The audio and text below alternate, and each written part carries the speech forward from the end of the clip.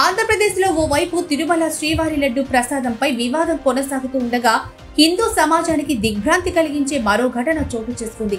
అనంతపురం జిల్లా కనేకల్ మండలం హనకరహాల్ గ్రామంలో సోమవారం అర్ధరాత్రి రామాలయంలోని రథానికి గుర్తు తెలియని వ్యక్తులు నిప్పు పెట్టారు.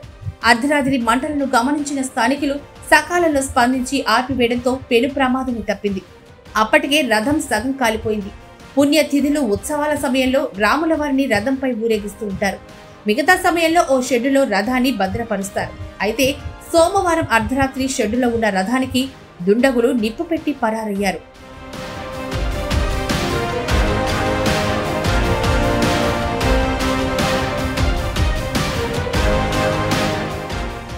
ఈ ఘటనపై సమాచారం అందుకున్న కళ్యాణదుర్గం డివిజన్ డీఎస్పీ రవిబాబు తన సిబ్బందితో కలిసి రథాన్ని పరిశీలించారు. క్రిమినల్ కేసు నమోదు చేసి విచారణ చేపట్టారు. క్లోజ్ టీమ్, డాగ్ స్క్వాడ్ సాయంతో ఆధారాలు సేకరించి నిందితులను పట్టుకునేందుకు 4 ప్రత్యేక బృందాలను ఏర్పాటు చేశారు. ఈ ఘటనపై ముఖ్యమంత్రి చంద్రబాబు తీవ్ర ఆగ్రహం వ్యక్తం చేశారు.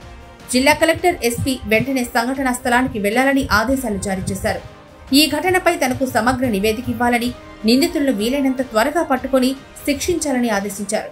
ఇలాంటి అరాచకాలకు పాల్పడే వారిని తమ ప్రభుత్వం వదిలిపెట్టబోదని చంద్రబాబు హెచ్చరించారు.